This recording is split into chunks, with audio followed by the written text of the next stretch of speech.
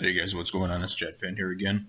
William Tennant on the screen, and my Leander setup and mod selection.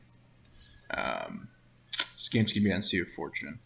Again, this isn't gonna be some barn burner game. I'm trying to do more, a little bit above average games, but nothing like, you know, cracking it all the time and stuff like that. I'm sure you guys, kind of get tired of seeing Krakens and super games. I figure showing games that are more standard, solid games. I feel like they're more learning. They're better learning moments, and there's more to correct in my play. It's just like a slightly above average game. So Leander, what do I like about it? I like the fact that it obviously has the smoke, and with this build, the rudder shift is about 5 seconds, which for tier 5 is not bad. In my opinion, I think that this ship is a little more twitchy than what it shows on paper. It's a good destroyer hunter with the sonar, and I think that with the way that I have the mod set up, I bounce back and forth between Makawa for the concealment and Yamamoto for the penetration multiplier. I think if you're not going to go with a Frazier for this light cruiser line, I think a Yamamoto is very, very important. Almost a must. Because otherwise, you're going to really struggle to do any damage on targets that are not lightly armored cruisers or destroyers. So, um, my setup is that you see a early broadside target. I'm going to take a shot at the New Mexico here. And again, with Yamamoto on there, you do actually get a 1 or 2K salvo one, every once in a while, right there, 2K. And with the reload every 7 seconds, doing 2K, your damage can add up pretty quick here. So, I also really like having the Ingenious perk. A lot of people say, oh, you don't need the Ingenious, you just have to have map awareness. Well, yeah, maybe, but at the same time, it doesn't hurt to know exactly how many people are looking at you, and the turret traverse speed helps as well on these light cruisers. Not the best. So I'm getting focused here a little bit. I had some shots come in. Our team's doing a real good job. If you look, we already had our destroyers. Well, one thing else I want to point out here, look at the destroyer count in this game. It's 4 on each side. So having a ship that is good at hunting destroyers in this game obviously is going to come in handy. But just to real briefly talk about it, you look and you see we're in A, we're in C, we're doing a good job pushing the caps, and then we're kind of doing a little bit of almost like a cap and screen on C, really keeping the enemies away here. Icarus pops up, we take a shot here. This is what I'm talking about. That's a 3300 salvable shot right there. When you put pressure on these ships in the 4100, these are good quality.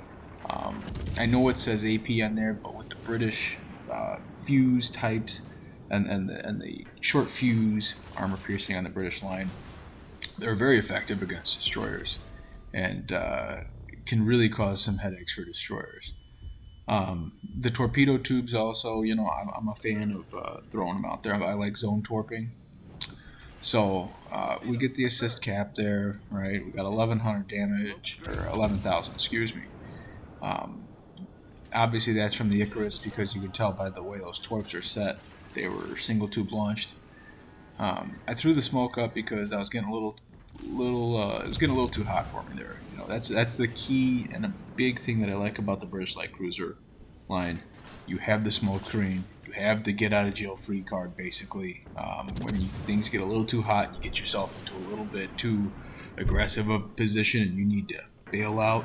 Guess what? You got that smoke. You pop that smoke. You can give yourself a half-second breather, readjust, decide where you got to go, what you got to do to get yourself in a better spot.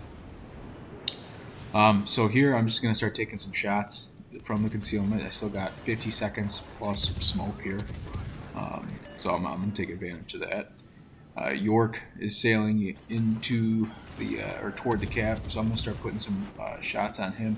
Again, these torps, I'm not throwing them out there to be on accurate, on target accurate, like what I'm expecting to sink. I want to turn him out.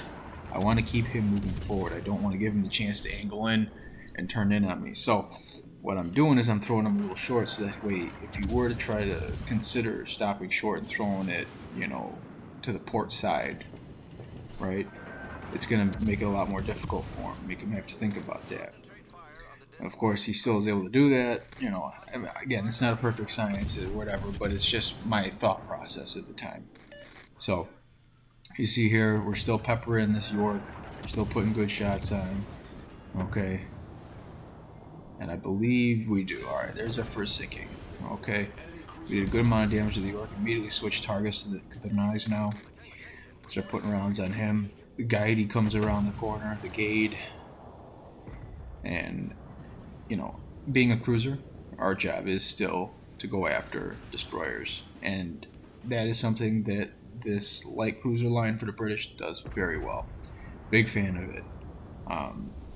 I really like the Fiji and I really like the Edinburgh. Take a pretty nasty shot right there from the New Mexico. So I'm probably going to have some of their stuff coming up. I have the Surrey now, so I'm going to be grinding that out, and I'll have a video out on the Surrey. I like that. And everything I'm hearing and seeing from the Albemarle, I'm excited about getting that ship. So anyway, back to Leander here. Take a shot at the Guide, the Guidey, the Gade, whatever you want to call it. German Tier 5 Tech 3 Destroyer. Take a pop shot there. And, again, we're just throwing rounds out. Just throwing rounds out at this Gade. So we're going to sail around this cap here again. Throw some shots here. I think they're nice now. Again, Guide is still showing, so we're going to keep throwing rounds out at him. Again, if your team spots these destroyers, get them off the board. Just get rid of them. They're pain. You don't want them out there.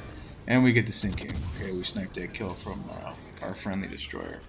But, it's a team game, so, team kill, right? So, clearly you can tell that our team has done a good job of pushing the caps, holding the caps, and forcing the Reds to basically have to come at us. So it's been a good job on the whole team for that. Leander, yeah, it obviously not having HE does hurt against battleships, but if you aim into that upper superstructure, if you have Yamamoto on there for an inspiration, if you have Tennant as your commander, you can still get some all right damage. Like I said, again, I didn't put this game up because it's some sort of a barn burner. Okay, I just put it up because I thought it showcased what makes the Leander effective and a relatively dangerous ship, and makes it a solid choice for a Tier 5. Pensacola is coming around the corner here. Again, we don't have the range, only 14.9 on this build, which is obviously something you give up when you go with Tennant over a guy like Fraser. Personally, light cruiser line, I like Tennant. My heavy cruisers, including the premiums, so Cheshire, right, Devonshire, Hawkins, Surrey, and I'm assuming the Albemarle. I like Fraser because I like that extra fire and I like the range. The ship can be a little more twitchy. You can get a little more aggressive in it because you have the get out of jail free smoke. Okay, so obviously the British heavy cruiser line doesn't have that, so I like to give myself the opportunity to at least stay range if I so choose. So that's kind of the main difference for me. And plus, obviously, with this light cruiser, the turret traverse is not as good. So having having Tennant definitely helps that. And the British heavy cruiser line actually has surprisingly good turret traverse. So you see, we're switching back and forth, looking for whatever target's going to give us a little bit of broadside here. We're going to focus the Pensacola because he's sailing toward us. New Mexico is a little preoccupied, we'll just say. So again, shots come in, we flip that back end out toward the starboard side, tighten that angle up so he doesn't have as juicy of a target. Pensacola has very effective, dangerous guns. You see again right there. And then we over-angled a little bit, so we took a pretty wicked salvo, but we returned the favor to the Pensacola, did some damage, and there's the third sinking, another Citadel. So again, with Yamamoto, it can still be an effective ship. It can still be relatively dangerous.